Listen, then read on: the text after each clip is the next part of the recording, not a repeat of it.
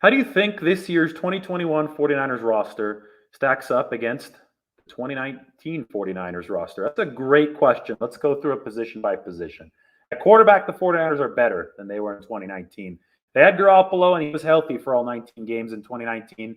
He was a good quarterback for them. But just in case something happened to Garoppolo, which it didn't, but we saw it happen in 2018 and 2020, the 49ers would have been in trouble in 2019. This season, they have insurance for Garoppolo and Trey Lance, and they have insurance for Trey Lance and Jimmy Garoppolo. Also, on top of the whole insurance proposition, the 49ers now can run two quarterbacks simultaneously. And we've already seen that in action in practice and against the Raiders. I think that the presence of Trey Lance is going to make the 49ers run game exponentially better. And, I guess it was already good in 2019. Maybe I overstated that. Exponentially better would be like, you would have to multiply tenfold. But no, it's going to be significantly better. Let's put it that way. The opportunities that the 49ers run game and guys like Raheem Mostert will see in space, maybe even JaMychal Hasty, I know the fan favorite, those chances should increase because Trey Lance adds a different dimension that the defense has to worry about. And I think that we already saw it. I mean, he handed off every single time against the Raiders, but when Trey Lance holds the ball and keeps it, and maybe that's not going to happen as often as when he hands it off, but it will happen enough to the point where defenses are going to have to account for him. That in and of itself is going to butcher defensive schemes. Defensive coordinators are going to have a headache planning for the 49ers run game with the chance that Trey Lance is going to come in on any given down. Now, when will that exactly happen? I'm not sure because Trey's still dealing with a chip in his finger. 49ers are optimistic that he'll be back at practice Monday, but there's a chance that's also not the case. So maybe we have to wait till a little bit later in the season. But the 49ers love the floor that they have with a motivated Jimmy Garoppolo as their starting quarterback.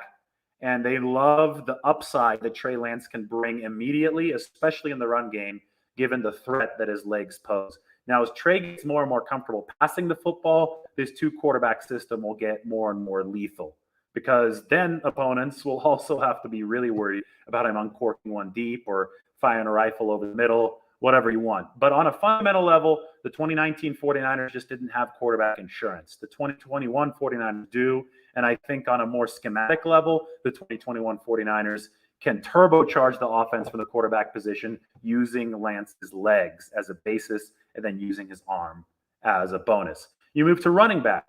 Well, right away, you have a third-round pick who's really promising, Trey Sermon, instead of Tevin Coleman, who didn't have a great year in 2019. He was okay, but he didn't have a great year. So I think you've upgraded there. I think Raheem Mostert is further into his prime than he was then. You hope that the presence of Sermon alleviates pressure from Mostert and Mostert stays healthy for the course of the season, because then you could really be looked at as a top-tier back.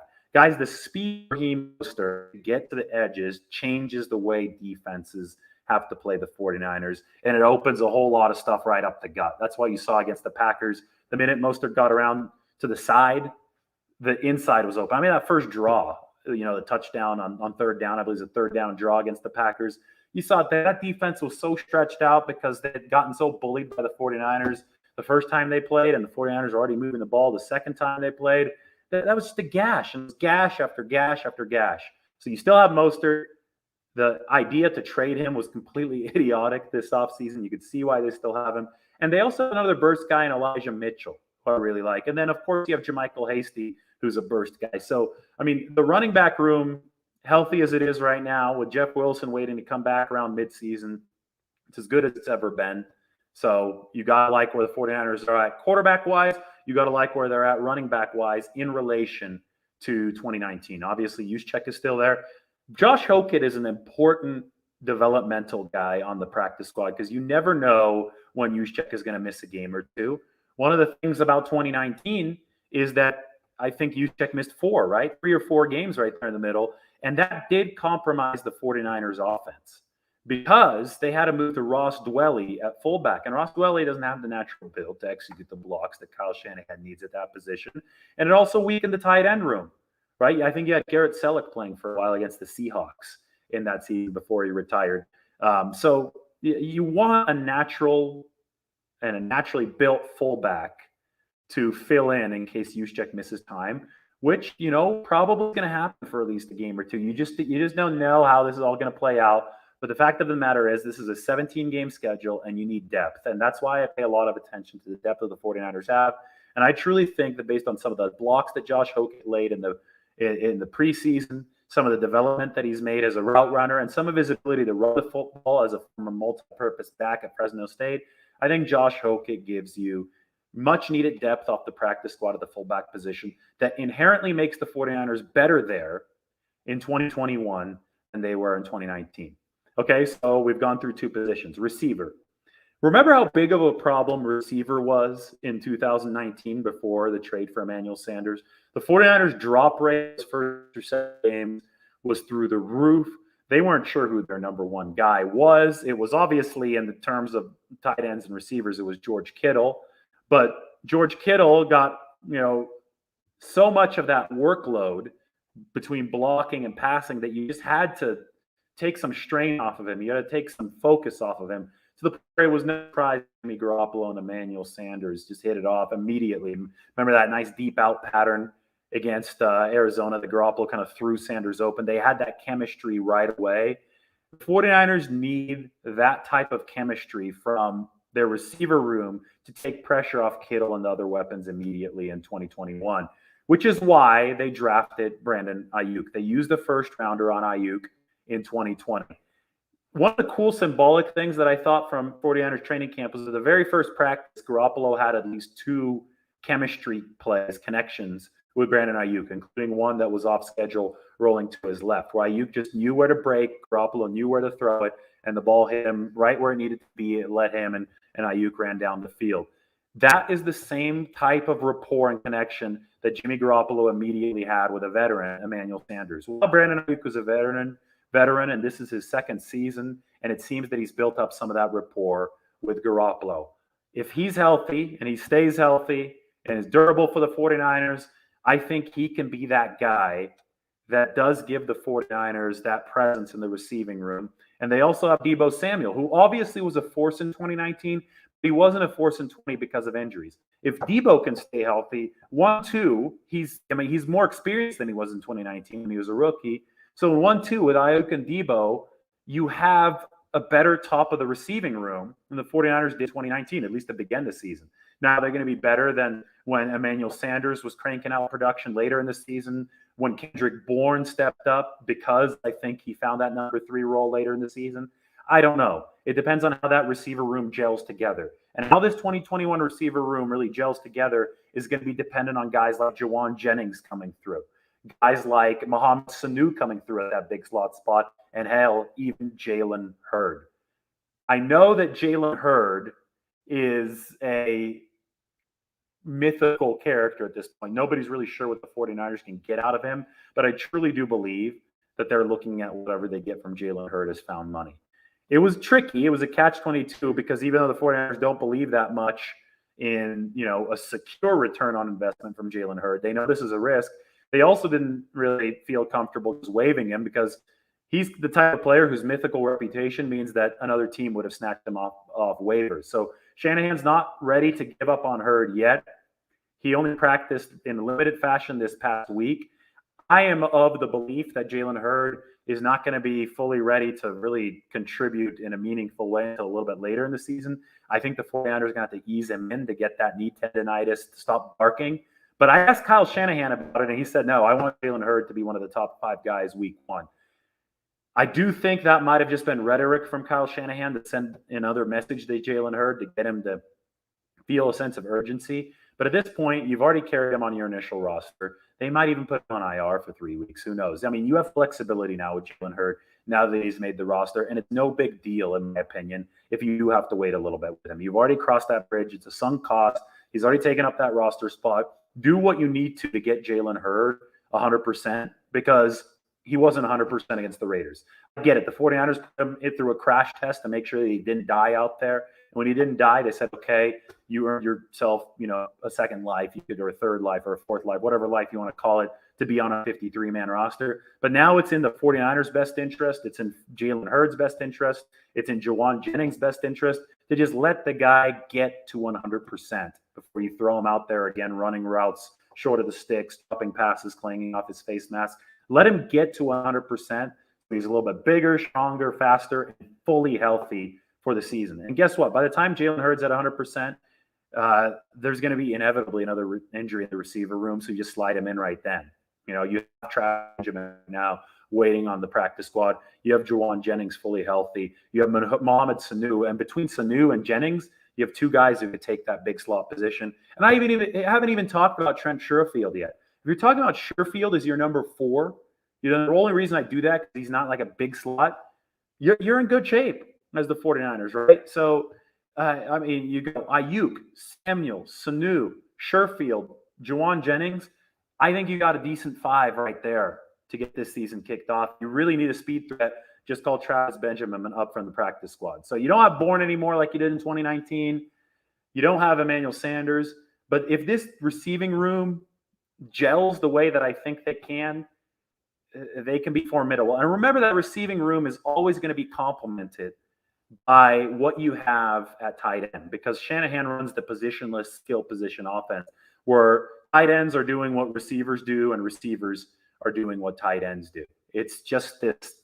It's supposed to be this symbiotic thing. In the tight end room, you have Kittle, you have Charlie Warner, you have Ross Dwelly. And then, of course, you could bring up Tanner Hudson from the practice squad. And if you really want to, if you need some more receiving punch, you could bring up Jordan Matthews from the practice squad. But tight ends have big-time blocking responsibilities. And both Hudson and Matthews are cut from the receiver cloth. Let's put it that way. They're receivers first, blockers second. 49ers will be trying to develop that off the practice squad. But with Kittle, with Dwelly, you got guys who do stuff right. And obviously, Charlie Warner is trying to come along as a receiver this year. So, player, punch for punch. I just think I broke it down thoroughly. This offense, if it stays healthy and gels the way it's supposed to, it should be better than it was in 2021. Mainly because that quarterback position should be better and should unlock everything else with both Garoppolo and Lance. I think people are still undervaluing the potential benefit that running 2 quarterbacks and having option power at the quarterback position can give Shanahan's run game. And remember, the run game is the basis of everything. Shanahan runs over 50% of the time. Only the 49ers and the Ravens do that in this league. And when you run that often, you have to be able to do it consistently, and you have to be able to inflict damage that because then you can turn around and start throwing those play actions, and those play actions are huge. So how do I think that the defense will stack up now? So we've gone over the offense. You can draw your own conclusions based on some of the facts I just laid out, but I think the offense should be better. I think on paper the roster is better. Defensively, it's really interesting to me because the 49ers defensive line is worse on the interior front line because they no longer have DeForest Buckner. But the edge depth and the edge prowess could be better with an asterisk, and I'll tell you what it is in a second. And I think they're definitely better than 2019 with tackle depth behind Javon Kinlaw, behind Eric Armstead if he does get to play on the inside. So let me explain what I mean. First, let's talk about the asterisk. Will Nick Bosa be back to pre-ACL form, 1? And will he stay healthy? That's the first asterisk. And 2, where's Dee Ford at? Once the lights turn on, how healthy can he stay? How effective will he be? So far, we've gotten great indications on both of those fronts. Trent Williams says that Nick Bosa is better than he was before. To me, Dee Ford has looked good in practice. Those are 2 great things for the Niners. But I'll have to see it, and I'll have to believe it before I see it as far as those 2 things go and projecting them into the regular season. I think that's just the objective, smart way to look at things. You can get all pumped up about Nick Bosa and all pumped up about Dee Ford, but you have to wait till the lights come on to be sure that the 49ers are going to get 2019 level production from both of those guys. Because I'll tell you what, 2019 level production was seismic from the 49ers. So you just can't assume that it's going to happen. You can be hopeful that it will, but you can't assume it. That's why Samson Ebukam is on this roster. Samson Ebukam is there really as reliable baseline edge production. He's a guy who has not missed a single game throughout the 4 years of his NFL career. They must build him different up there at Eastern Washington because Kendrick Bourne hasn't missed a single game due to injury either. His only game missed was because of that controversial COVID test back and forth against the Packers last year. So with Ebukam and Bourne, you had two guys coming out of Eastern Washington. Maybe it's the red field they have up there in Cheney, Washington, small town out of Spokane. But yeah, those two guys just never get hurt. So Ebukam is a D Ford measurable type of guy, insane athlete, roars around the edge, is now learning from D Ford. But unlike D Ford, he doesn't miss time. So just imagine how good this could be for the 49ers if Bosa, Ford, and Ebukam stay healthy. They can just rotate these guys through the edge. And then you hope that Arden Key takes the next step under Chris Kasarik, which he's shown some signs of life. And then you have four guys just rotating through the edge. And if those guys are rotating through the edge, guess where Eric Armstead gets to play? Kicks inside on passing downs. Instead of being the big end on rundowns, Eric Armstead is working against guards on the inside in a three technique kind of spot. And Javon Kinlaw moves to the one technique kind of spot in those pass rushing situations. And you have Bosa, you have Armstead, you have Kinlaw, and you have either Ebukam or Ford coming off the other edge. I think you're a 49ers fan, you really have to like that in pass rushing situations. On base downs, you have to like Armstead and Bosa on the edges. And they say they want to play Sensa Ebukam on base downs. I don't know if I believe him because he weighs like 245 pounds. But either way, if Armstead's tired and Ebukam is as strong as they say he is, and he looks strong on film, like, don't get me wrong, I'm not discounting this. Sensa Ebukam is a bulldog on film. I think he plays stronger than his weight. But you could have a line of Bosa, Kinlaw, DJ Jones, your nose tackle at the one tech, and Sensa Ebukam on the other side, or Armstead. And Armstead's a hell of a big end on first downs. Like, that is just, it's obscene. I mean, when you could rotate and mix and match those guys, and I'm not even getting into some of the greater depth that this team has, that line looking good. So with the asterisk, it could be better or it could be equal to 2019 on the edges, but that's a big asterisk. Now, where they, are still falling short, and it's going to be hard to exceed 2019, is that front line depth on the inside, because DeForest Buckner is such a good football player. Will Javon Kinlaw make a big leap this year? Maybe. Even if he does, even if Javon Kinlaw makes a huge leap, it's going to be hard for him to be better than DeForest Buckner. That's where the depth on the inside comes in. That's where Kevin Gibbons, I get it, he was on the team for part of 2019, comes in, but now he's more of a full-time guy. That's where Zach Kerr comes in. Excellent football player in limited time with Carolina last year. That's where Kentavious Street comes in. That was his best camp that we just watched here in 2021. That's where Maurice Hurst ultimately going to come in, another strong piece on the inside. And we, every time you talk to the 49ers staff, they can't be more complimentary of DJ Jones. So if DJ can finally, deliver another season of health, like alongside Bosa. I know DJ was much more healthy last year than 2019, but you play him alongside Bosa on those edges. DJ is the kind of Brandon Mebane type that Seattle had back in the Legion of Boom days. Cliff Averill, was it Michael Bennett and Cliff Averill benefited big time from what Brandon Mebane did inside. Well, DJ Jones is that type of player for the 49ers. So, hey, on paper, this roster is impressive. Inside, they're deeper. They don't have a DeForest Buckner, but it's still going to be a really good defensive line. It's exactly what we saw in practice. On to linebackers. Here's my big thing about comparing 2019 to 2021. Everybody always, they make this mistake all the time. Everybody always says that, they have all these players. The linebacker core is going to be the same as 2019 and 2021 because they have Warner and Greenlaw. Guys, it doesn't work that way. The 49ers have a better version of Warner in 2021 than in 2019, and theoretically a better version of Greenlaw in 2021 than in 2019. I can tell you for sure that they have a better version of Fred Warner right now.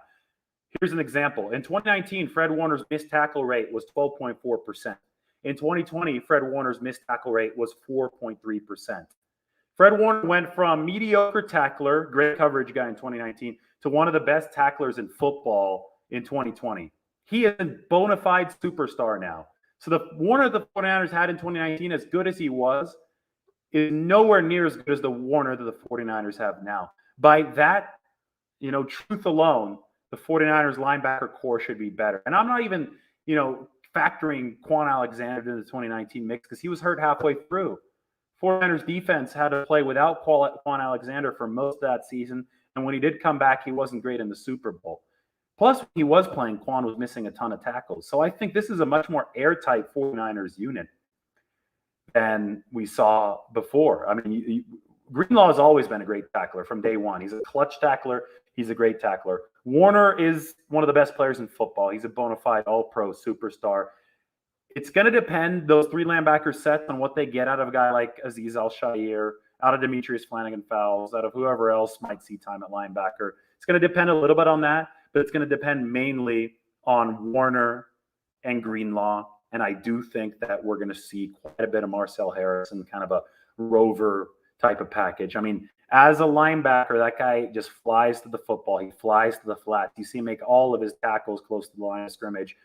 Marcel Harris might be a joker type on this defense that D'Amico Ryans can use in some of his more aggressive situations to blitz, to kind of sniff out some of that stuff that goes to the flat. So absolutely, I think the linebacker core is better in 2021 than in 2019. How about the secondary? This is interesting, okay, because in 2019, you had a good secondary. Richard Sherman put together a great year in 2019, no matter how much people, like to dog him for being toward the back end of his career. However you want to put it, Sherman was good. It was good because opponents didn't want to throw his way. He did his job on his side of the field in that season. Did he feed off the pass rush? Of course he did. Any DB feeds off the pass rush. Sherman fed off of a great pass rush in Seattle too. You need the pass rush as a DB in the NFL. What's interesting to me is that Barrett right now is now the same exact age that Richard Sherman was when Sherman took his contract with the 49ers in 2018. So the 49ers need a Sherman-type season in 2019 from Barrett in 2021, and that involves staying generally healthy, and that involves being, a solid presence opposite Emmanuel Moseley on the other side. Now, and here's another thing. Moseley, this is just like the Warner stuff. The 2019 version of Moseley was worse than I believe the 2021 version of Moseley will be. I watched a lot of Moseley in training camp, and he looks way more confident than he did in prior years. I mean, he just got picked on by DeAndre Hopkins to open the season in 2021.